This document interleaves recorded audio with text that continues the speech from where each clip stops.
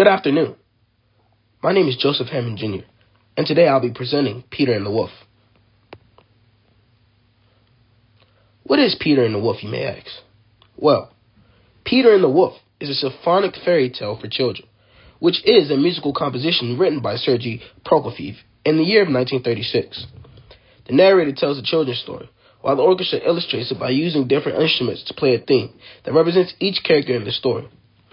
It is Prokofiev's most frequently performed work and one of the most frequently performed works in the entire classical repertoire. In 1936, Prokofiev was commissioned by Natalia Sats, the director of the Central Children's Theater in Moscow, to write a musical symphony for children. Sats and Prokofiev had become acquainted after he visited her theater with his son several times. The intent was to introduce children to the individual instruments of the orchestra. The first draft of the libretto was about a young pioneer, or the Soviet version of a Boy Scout, called Peter, who rights a wrong by challenging an adult. This was, of course, a common theme in propaganda aimed at children in the Soviet Union. However, Prokofiev was dissatisfied with the rhyming text produced by Nina Pavlovna Sakanskaya, a then popular children's author. Prokofiev wrote a new version where Peter captures a wolf.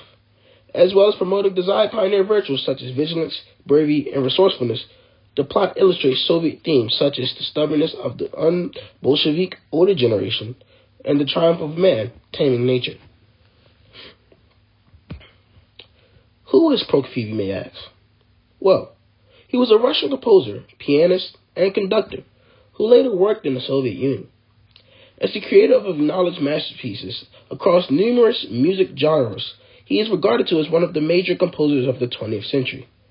A few of his works include such widely heard pieces as the March from the Love for Three Oranges, the Sweet Lieutenant Key, and the ballet Romeo and Juliet, from which Dance of the Nights is taken, and Peter and the Wolf.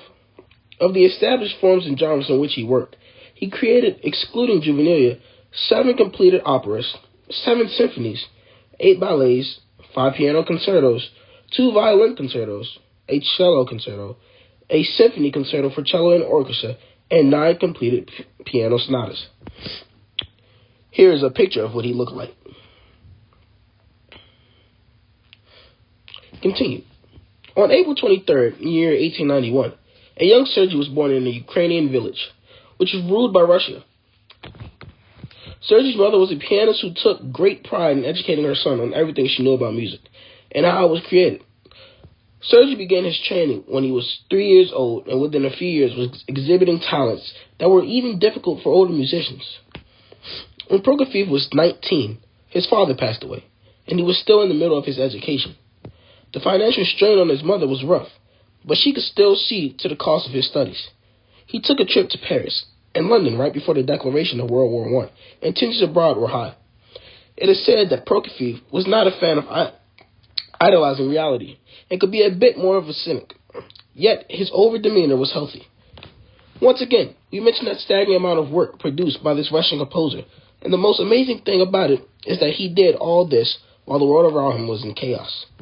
It was after his father's death that he had to deal with one of the onset of World War II. Then his first tour out of Russia is sparked by the revolution of 1917, and he wasn't allowed to return due to the Soviet Union regime.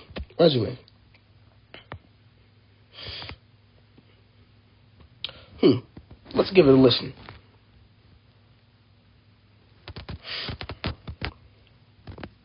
We should file a claim. Just it? Sorry for the ad right here.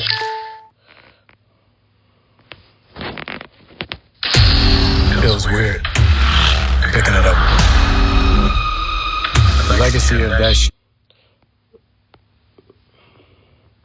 Hold on, skip to about 2 minutes in.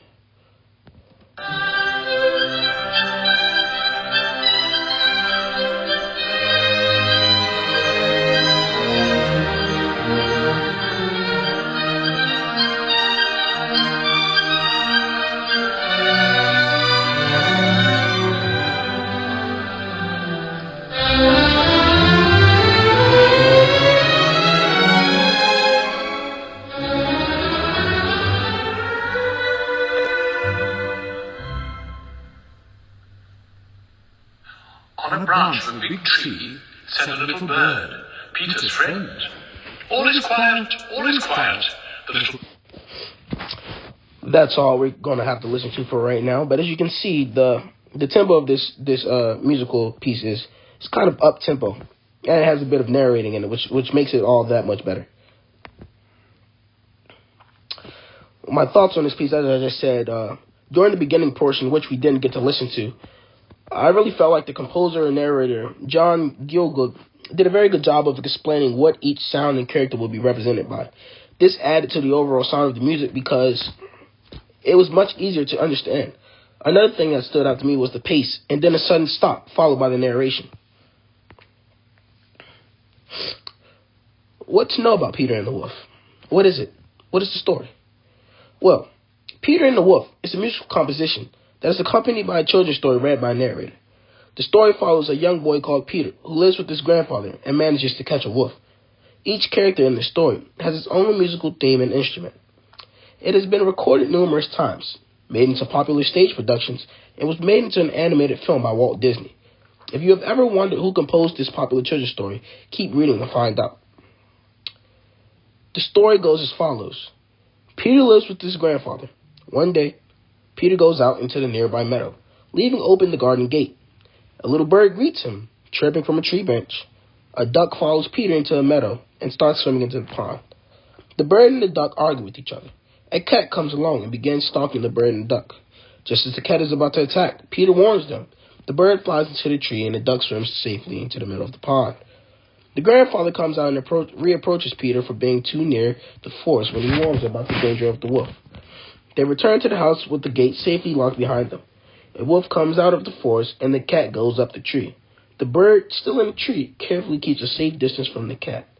The duck, now back on shore, is attacked and eaten up by the wolf in one gulp.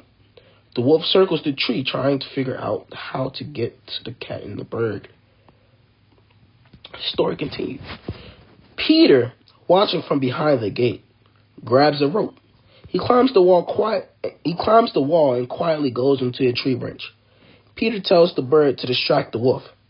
He forms a noose with the rope and lowers it, catching the wolf by the tail. Peter ties his end of the rope to the tree branch. Hunters emerge from the forest and shoot at the wolf, but Peter convinces them to help take the wolf to the zoo. Instead, Peter triumphantly leads the way. The hunters follow with the wolf. The grandfather joins them, grumbling. The cat tags along, and the birds fly overhead. At the very end, you can hear the duck inside of the wolf, because the wolf swallowed the duck alive. In conclusion, I really enjoyed covering this topic overall. It was very interesting and put me in a cheerful holiday mood. This is always a great piece of music to listen to, no matter how old you are. This project has really allowed me to become very open-minded, as so the rest of the year. And if I'm being honest with you, I'm not going to lie. I did not know how much I would like this song. But while covering it, I found it pretty interesting. And I found myself listening to it with my younger siblings. Overall, I would recommend this song for anyone. Thank you. Have happy holidays. Oh, I'm sorry about that. Merry Christmas and Happy New Year's.